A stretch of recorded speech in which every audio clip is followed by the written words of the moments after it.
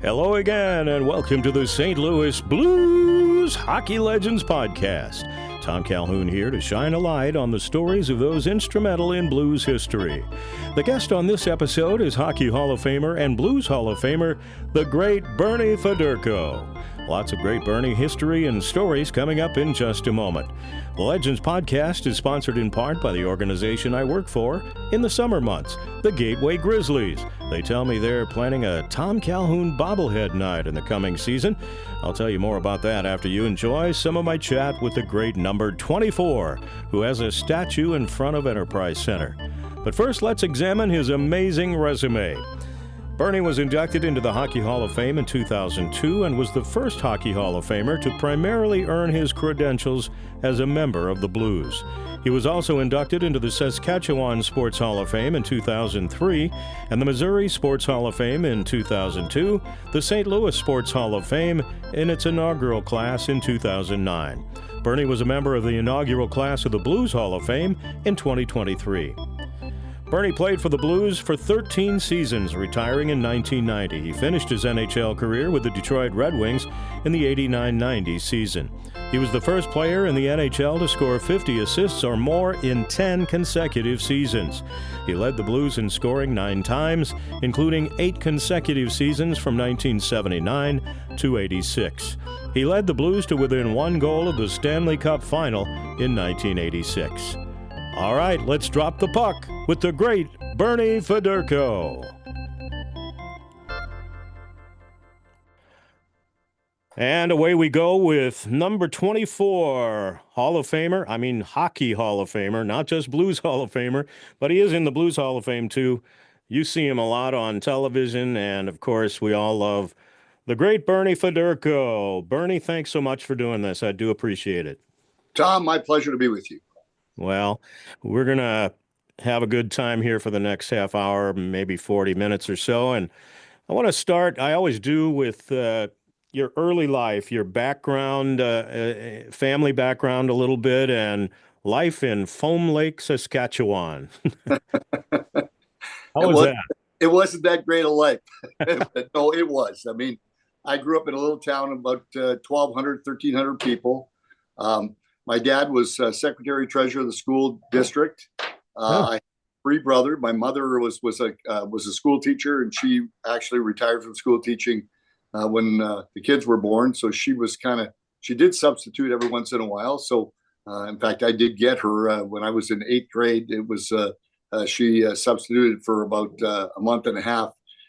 Which was very tough on me as being in that class when your mother is. Imagine, yeah, as strict as my mother was too. Was not the greatest, but no, it was a fun town to grow up in. I had twin brothers that are older than me, 3 years older than me, so they kind of paved the way for me. And I was the middle child, and then my younger brother Ken is 3 years younger than me. So it was a fun household with 4 boys in the house. Our mother taught us really how to do everything. It was whether we were cooking or baking or cleaning the house or everything that she knew how to do, we had to learn how to do. We had chores on the weekend, whether it was vacuuming or cleaning or doing whatever we had to do. No dishwasher. We were the dishwashers. So after dinner was made, we always had to wash the dishes. So it was kind of probably a very middle income type of household that most people grew up in. Red Berenson told us that he had outdoor plumbing.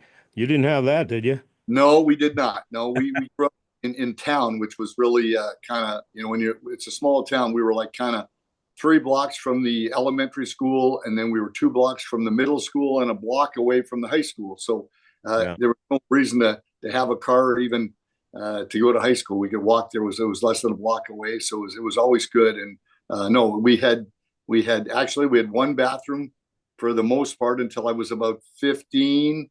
Ron and Don were gone off to college, and then we got a second bathroom down the basement, so it was a lot easier. So for Ken and I to be able to go downstairs and have a shower.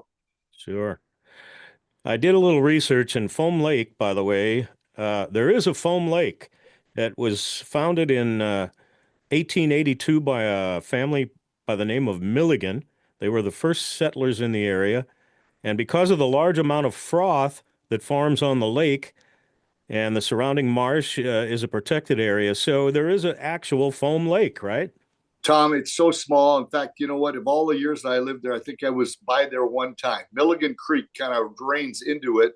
We had a lake that's 12 miles north of Foam Lake called Fishing Lake, and that's the big lake. It's a beautiful lake, lots of fish in it, lots of beaches. That's where I learned how to swim and this and that. But no, Foam Lake, yeah, it's basically a pond that has a lot of froth on it, which we call a slough. So it was not a pretty place to be. The lake itself. So we always went up to Fishing Lake when we wanted to go swimming.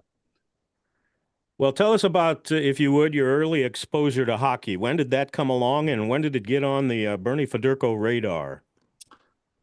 We grew up right across the street was the rink, the hockey rink, the ice rink was right across the street when I was growing up. It was basically we put our skates on, walked across the road, and we were in the skating rink. So it was kind of an easy way to learn how to play hockey, how to skate, do all the stuff. But when I was like, I think 5 or 6 years old, it burnt down.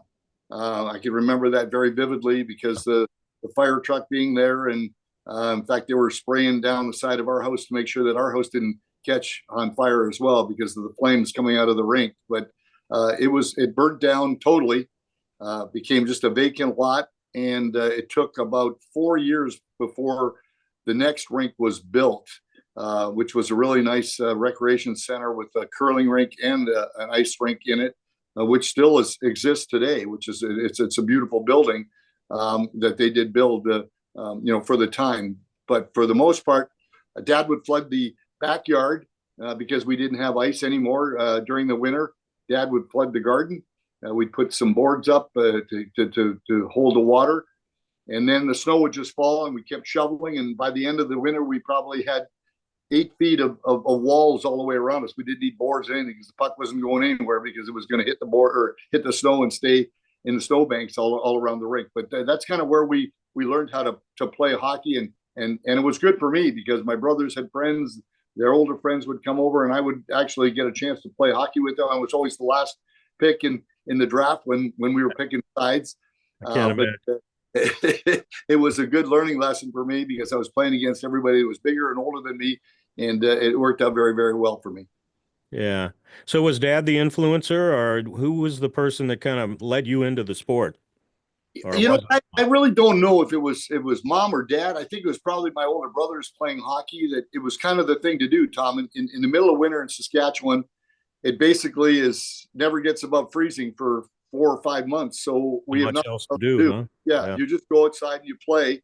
You're not going to stay in the house. I mean, back in those days, television, black and white, one channel, not a lot going on TV. So we had to entertain ourselves. So we were outside playing sports all the time. So yes, so we played hockey, and that's basically it. So my dad never did play hockey. Mom and Dad both curled. They did curl, but we never did really curl at all. I mean, I played in a couple of 24-hour bonspiels so that we could drink beer all night. That was basically it for my curling career. But no, we learned how to play hockey because that's kind of all we had, and we enjoyed it. We had a lot of fun, and it was kind of I don't know who it was. Just all our friends played it, so we all played it. Yeah. Seemed to be the way a lot of guys kind of got started in the Sasky territory up there. Exactly. Yeah. So when did it hit you that you were pretty darn good at this hockey thing? Do you remember a moment or two that you might recall that I can see myself doing pretty well at this thing? Well, when you're in a little town like that, it's not hard to be. You're either you know that you're good or you know that you're no good really, really early. So I mean, I was the best kid basically for my age group in town. So it wasn't. I guess probably when I was 10 years old, I got asked to join Weyburn. Kelvington is another little town. That's where Barry Melrose, Wendell, the Clark boys grew up. Kelly Chase, just Porcupine Plains, right there as well. Right. Yeah.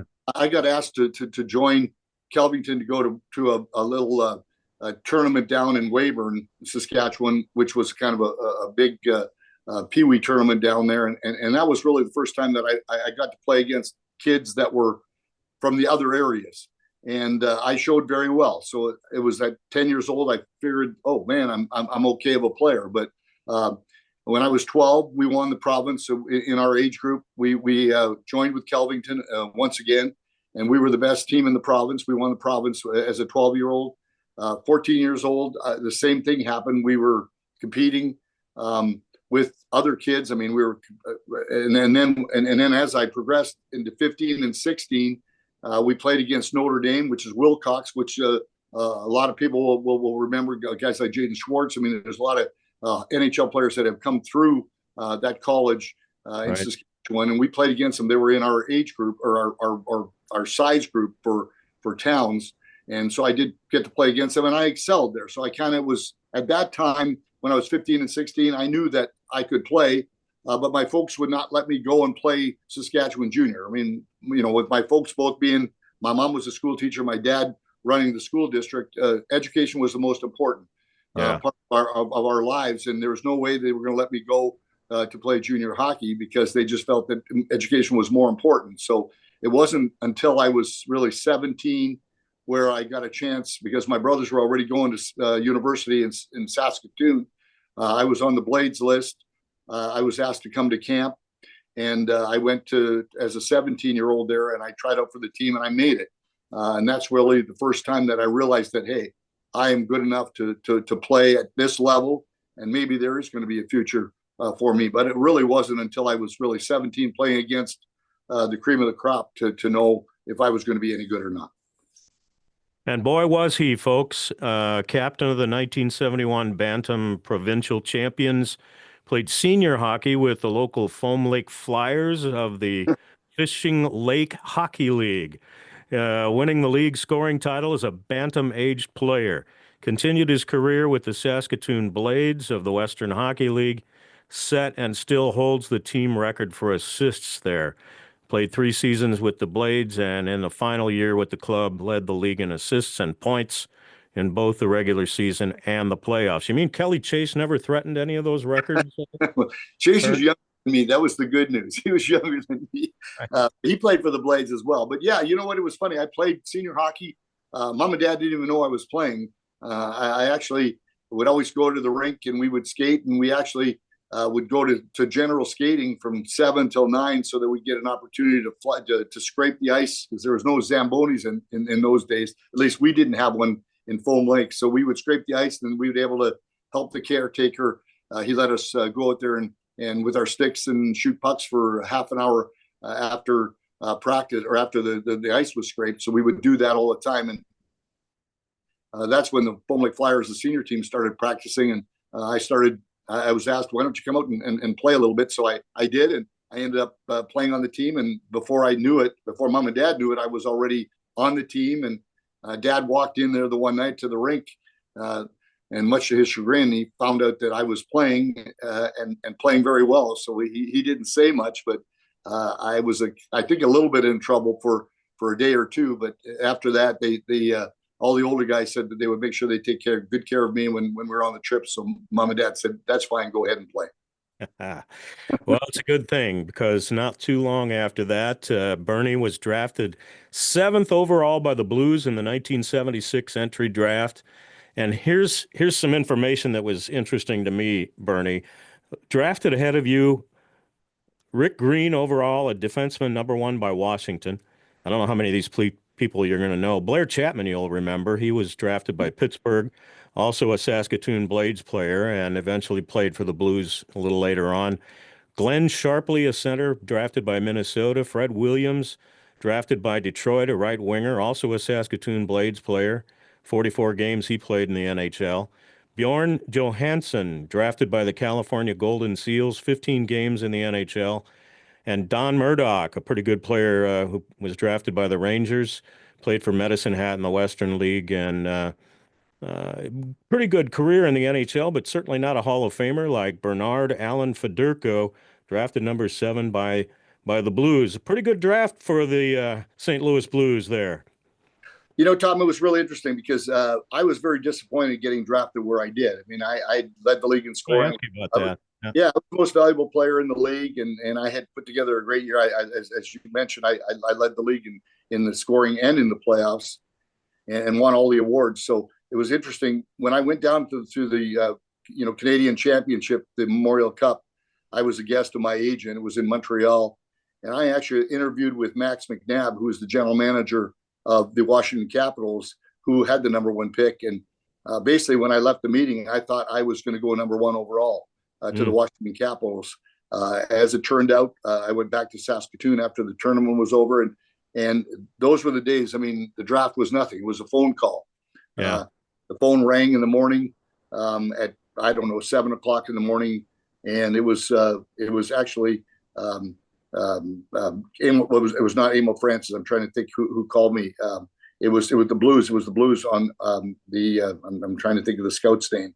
Jerry Eman, who was the head scout of the Blues at the time. He was the one that called me to tell me that the Blues had taken me 7th overall. And I asked him the question, who went ahead of me? So, because I was quite surprised, and especially to find out, I mean, Blair Chapman was my right winger, had a great year with me. I scored 72 goals that last year. Blair had 71. We made a great pair on the ice together. We killed penalties. We did all of that. So it was kind of disappointing for me to know that I didn't go till 7.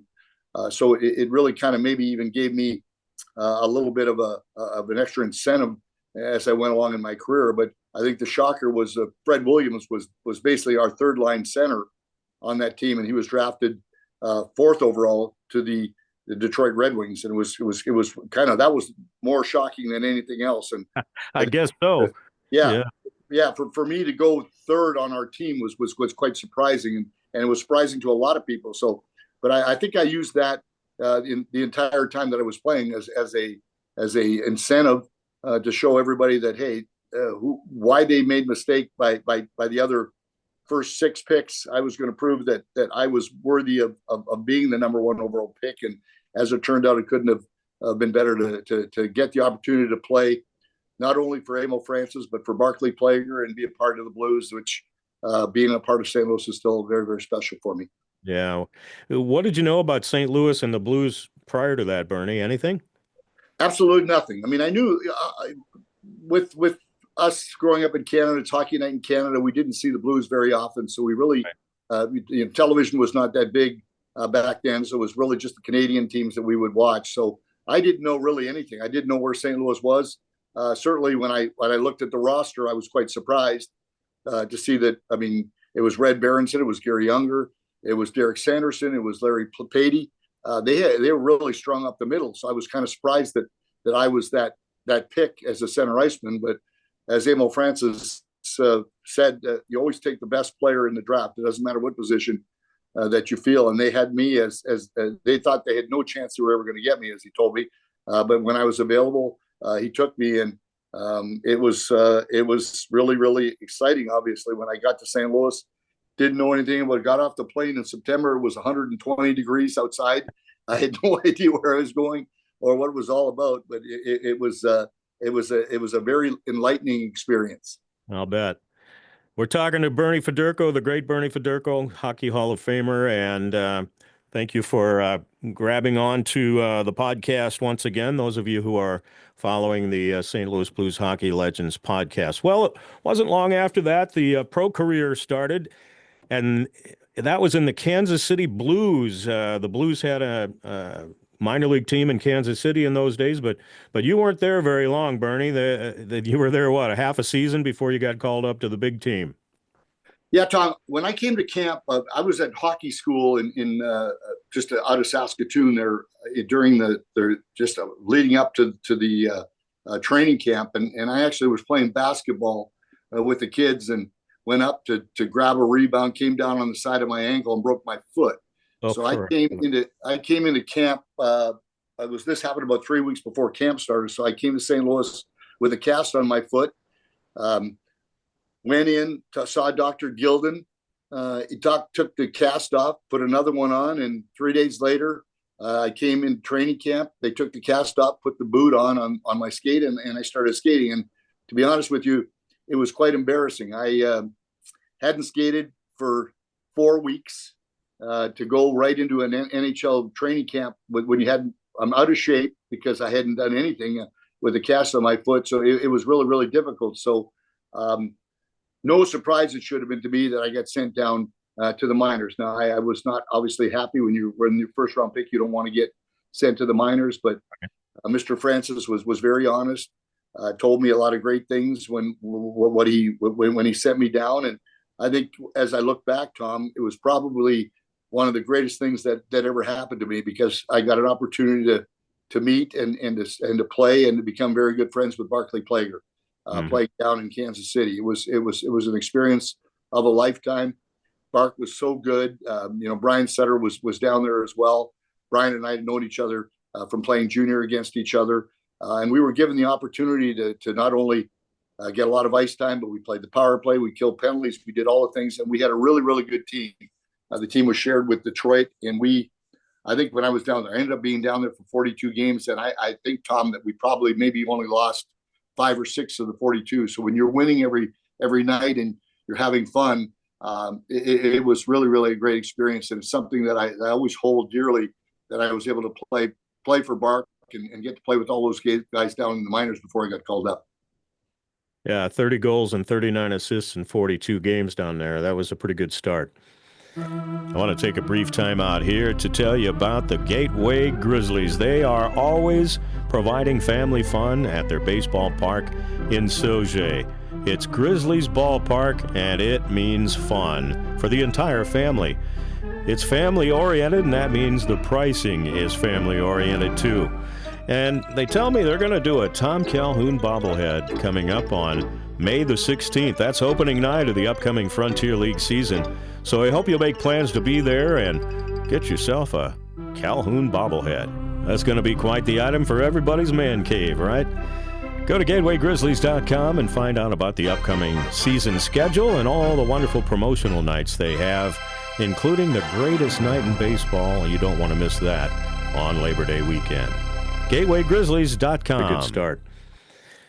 So then you come up to the Blues, and the rest of that season you're playing here in St. Louis, and you were still a youngster, but you fit in right away with the Plagers and Red Berenson and Gary Unger with those guys. How was that experience as a young guy? It was really a really neat experience, because the Blues already had a playoff spot. In fact, the Blues ended up winning the division that season, so we actually had a first round bye. But I got called up just before Christmas, so I was here a little bit getting to know the players. I only played in one game when I was called up there. I played my first game in the NHL. It was just before Christmas in Colorado against the old Rockies, and then we went to Vancouver. In fact, we went to Vancouver, and I sat on the bench. Both Rick Bourbonnais and I had been called up. We didn't even get a shift, so we didn't even get credit for being in the game, as we sat on the bench the entire time. But we were up during Christmas, and as it turned out, right after New Year's, we ended up being sent back down. And then when we got called up in February, Mr. Francis, when he called us up, he called Rick Bourbonnais and Brian and I up together and said, "Load your cars up. You're here to stay. You're coming up. You're not just coming here on a trial. You're here for the rest of the year." So that was probably the most exciting moment that I've ever heard. So we packed up our cars, we came here, and we were given an opportunity to play. It wasn't that we were coming here to play as a fourth line. We were here, we were playing as a second or third line. We were getting ice time, and really to know that you were not here as a trial, you were here because you could play, was a really great experience. And for me, it was. I mean, I ended up getting 3 hat tricks in the last 30 games that I played here. I was going to bring that up. Yeah, it was really a special time for me. Yeah, I guess so. And it's just the start of a wonderful career. And let's talk about that for a second. As I look at some of the stats, it's just amazing. In 80-81, 104 points, 31 goals, 73 assists. Red Berenson was the coach then at the time. And, that 80-81 season, people always refer back to that with you and Wayne Babbage and Brian Sutter and all those guys were really lighting it up. What was the I guess what was the roadblock for that team? You had so many big numbers that season. What kind of got in your way? I think that's what just shows how hard the NHL is. Yeah. We were inexperienced. The Islanders were a team that already won a couple of cups, and we had a great year. We had a great team. I will say that maybe be one of the, I mean, one of the great teams of all time that the Blues had. I mean, it's hard to argue with the with the Hulls and McKinnis's. We could score. We were tough. We had physicality. We had Mike Liut in goal, and it was really a learning experience for all of us. And it was just a disappointment. I look back at that year. We ended up beating Pittsburgh in double overtime in the fifth game, the final game, the first round. We played the Rangers, who we were the second seed in that. So we were playing against the Rangers, who I think were like the 15th seed or 14th. They were really way down the ladder. But the Rangers had some experience from the years before playing in the playoffs, and we really hadn't done that. This was all new for all of us. And Perry Turnbull got hurt. I think that really hurt us, because Perry was one of our tough guys that was really hard nosed, and I think with the Rangers, guys like Hospodar, Barry Beck, they really ended up being very physical, and I think that we were not used to that, and ended up bowing out in 6 games, and I'll always look back at that team, and I wish that we could have kept that team together for a couple of more years, and because I really believe that if we would have been able to keep that entire team together for a couple more years, I think we really had a chance to win it all. Yeah, but the '80s were so great for you. 3 more 100-point seasons, '83 through '86. You played, Bernie, during what some people might refer to as the Wayne Gretzky era, and because he was lighting up the hockey universe in those days, and I wonder if you felt underappreciated. I saw in your Wikipedia profile where Goal Magazine ran a poll in '86, and you were named the most overlooked talent in hockey. Did you feel like you were underappreciated back in those days? I guess somewhat, Tom, but it's really out of your control. I mean, when I look back, and even when during that time, I mean, there was a lot of really good players, especially, and when you look at all-star teams now, they go by players. They don't go by position. Yeah. If you're on the all-star team now, it doesn't mean it doesn't matter if you're left wing, right wing, center. You're a forward, and that's how they deal with that. Back in those days, no. I mean, there were great players. I mean, Dennis Savard and Brian Trottier and Dale Howardchuk and of course Gretzky, Messier. I mean, I can go on and on and on. There were just so many really good center icemen. So being in the market that we were here in St. Louis, we didn't get a lot of press. I mean, there was no national television back there. No. Yes, it was kind of somewhat disappointing. I mean, when you look at what I did, my numbers, and all the times I'm in the top 10 scorers in the league, and I only was on 2 all-star teams. Yes, I think that when you look back at that, it was somewhat disappointing, but that was out of my control. You can only do what you can on the ice, and the press comes from the outside, and you can't really do anything about it. So whether I was overlooked or not, I really never looked at it that way. I just felt that my job was to go out there and be consistent as I could each and every night, and let everything speak for itself. And that's kind of the attitude I always had. Yeah, St. Louis was kind of hockey's outback in those days, I guess. Yes. Well, let's move along to '86 and the famous Monday Night Miracle. You were, of course, on the ice when Doug Wickenheiser scored that goal in overtime in the Monday Night Miracle game. I'll always remember being in the building that night, and I was up in the broadcast booth with Dan Kelly and Ron Jacober and those people who were broadcasting the game in those days, trying to help out a little bit. And when Wick scored that goal, I remember the dust coming down from the ceiling in the arena that night. It was so loud and such an amazing moment to be a part of. And of course, you were on the ice and passed to Mark Hunter on the right wing. His shot was saved, and there was Wick to knock in the rebound. What do you remember? Your fond memories from that night? I would agree with you. The dust came down. I mean, I thought the whole building, the roof was going to come down at that moment. And it was probably one of the true highlights of my career, just to be a part of that.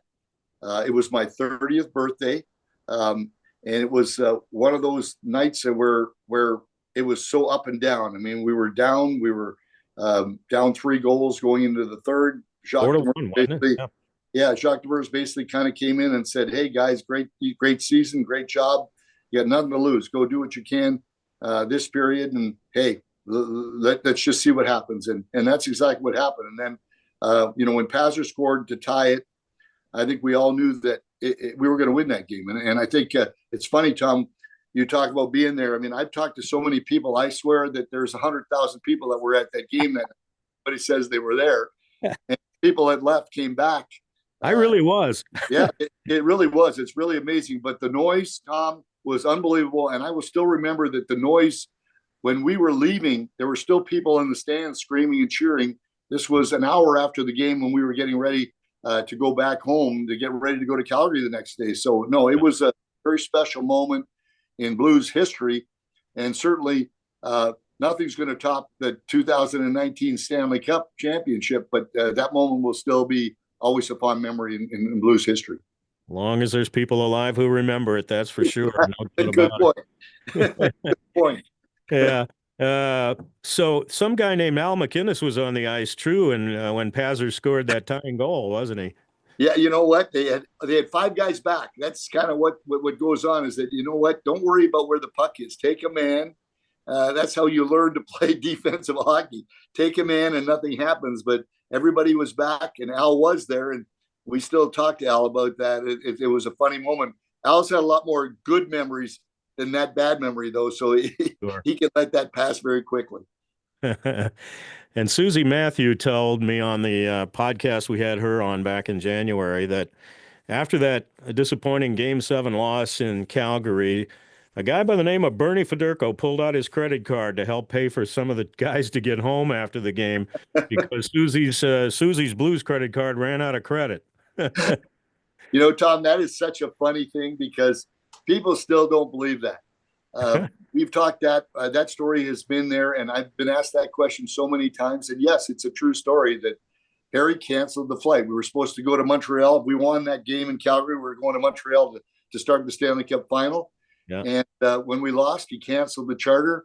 It left, and we were on our own. And yes, Susie came to me. We didn't even know it. We got back to the hotel, and we're sitting in the room having a couple of beers and chit-chatting, and then she came up to me and said, "Bernie, can you help me out?"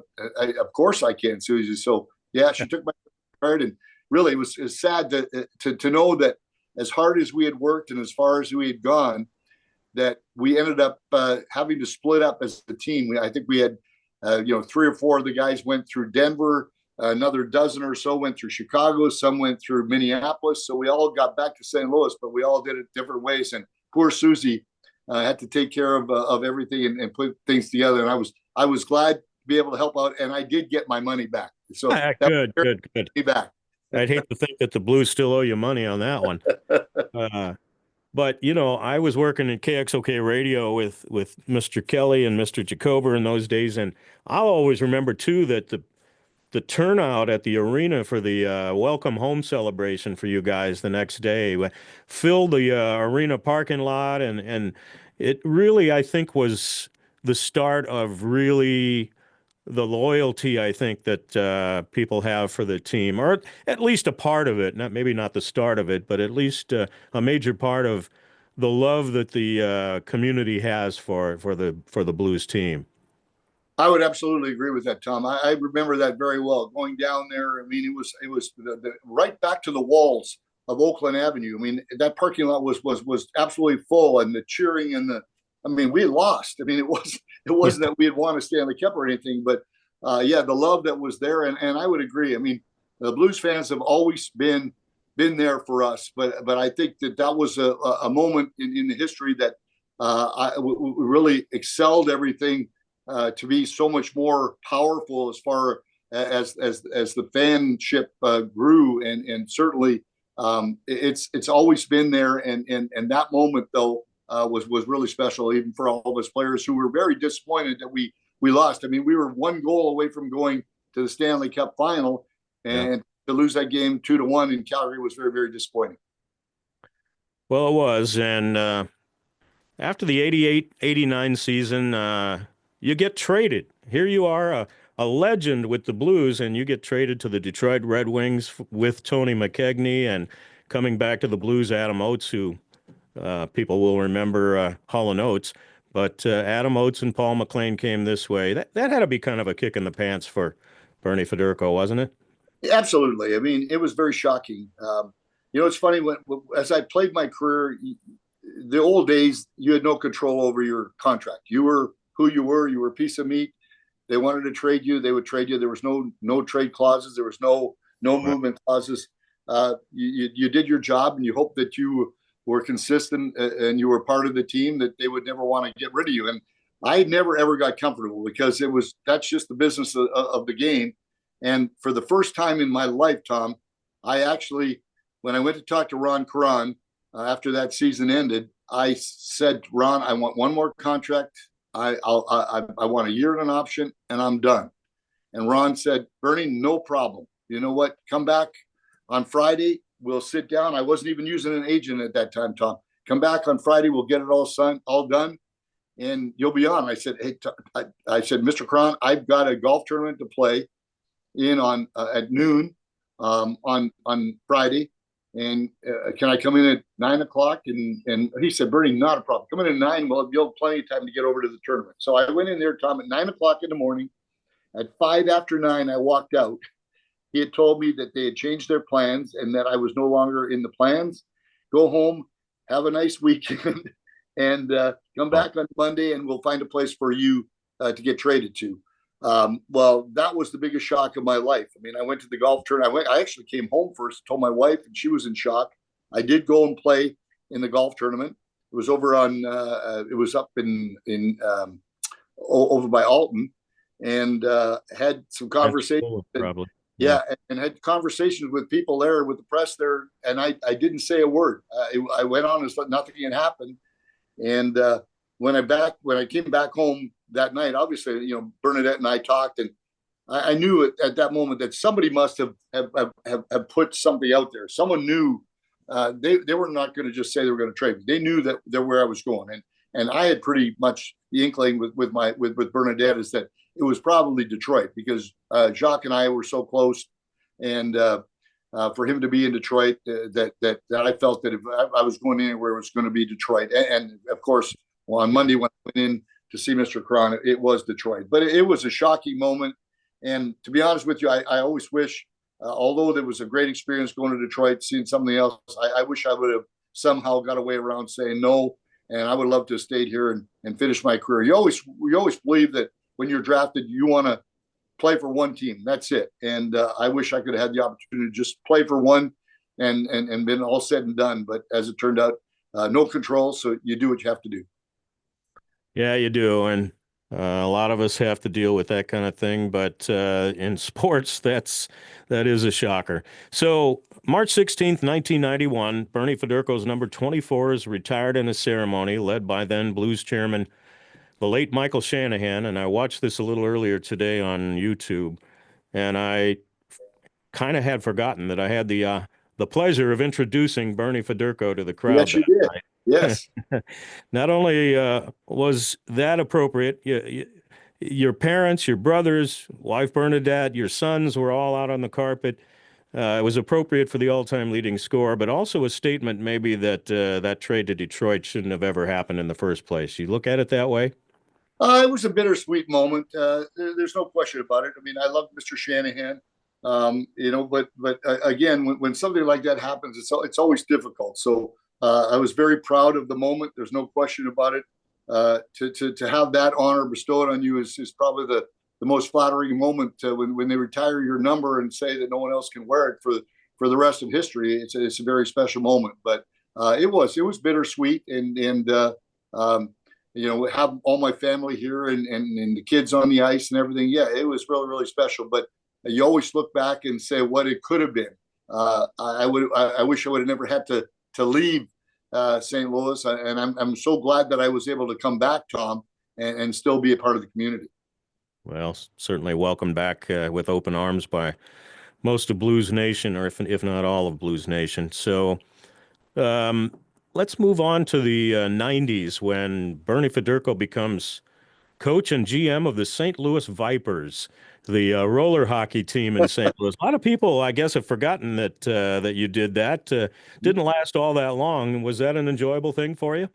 It was. It was. I mean, Keith Blaze came to me and wanted me to get involved with roller hockey. You know what? I really had never any intentions to coach hockey at all.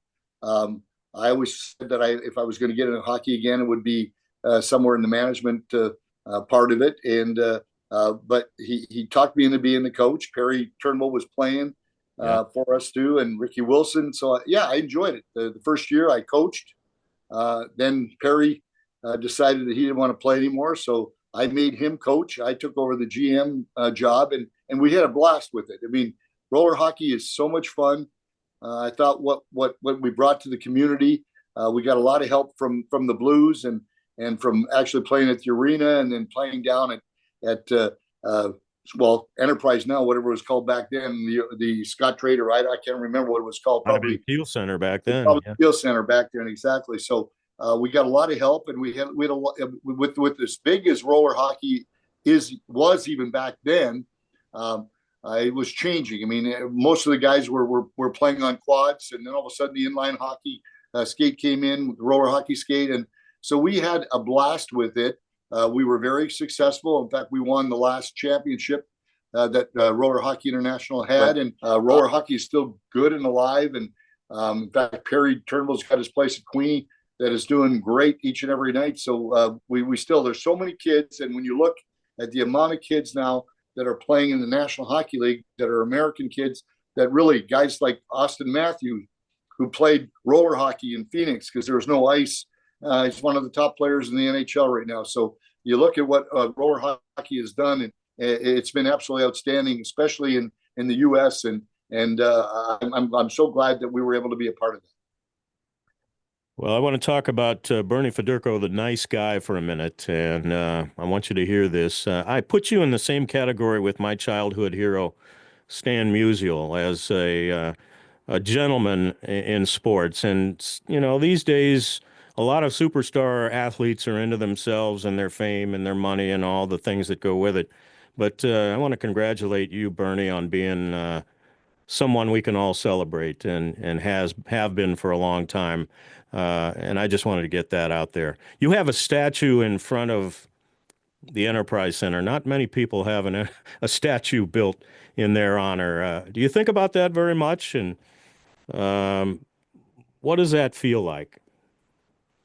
Well, Tom, thanks for saying what you said. I mean, that's very flattering to me when you put in the same breath as Stan Musial, who I think is one of the most amazing persons I've ever met. It's very nice of you to say that, and I'm very honored, to say the least. But you know what? I drive by the statue each time I go down to the rink, and it's never something that I will ever take for granted. I mean, that is something that I talked about when they retire your jersey.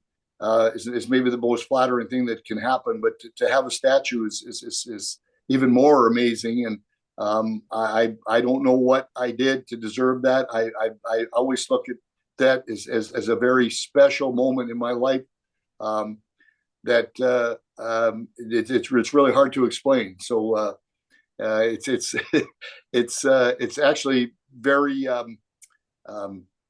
tingling all the time to when people talk about it, and when people say, "Hey, Bernie, we'll meet you in front of the building at the statue," or something like that. That it's so flattering that words really can't put it into or you can't put that in any words. Yeah, well, it's certainly well deserved, and I think most Blues fans know that. Well, before we wrap things up, a couple of things. You better tell us about that elk on the wall back there behind you. I'd like to say that I shot it, but I didn't. No, my wife likes to collect things, so no, she's the one that got that. I won't take credit for being the sharpshooter on that one. Oh, doggone it, you could have told a fib on that one. Could have. Well, I asked this of all the legends on the podcast as we wrap it up. How would Bernie Federko like to be remembered? What's the Bernie Federko legacy as far as you're concerned? I think just that I was a guy that came to the rink and tried to make everybody around me a better player. I mean, my goal in the game was to be as consistent as I could be. I talked to Emil Francis that 100 times about that. I'm going to give you what I can each and every night, and I just want to be remembered as the guy that brought it all. I tried to make everybody around me better, and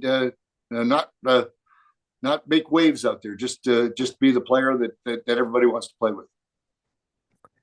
And to follow up on my statement earlier, comparing you to Stan Musial, I recall back in 2007, on the 20th anniversary of my relationship with the Blues, I was afforded a trip to Toronto with the team, and Bernie Federko looked me up and said, "Tom, here's a couple of passes to the Hockey Hall of Fame. Enjoy yourself." And that's the kind of guy Bernie Federko is, going out of his way to make people appreciate hockey and appreciate, the kind of person that Bernie is. And appreciate you coming on, Bernie, very much. I enjoy the chat, and I'm sure everybody is going to enjoy hearing some of your stories today. And,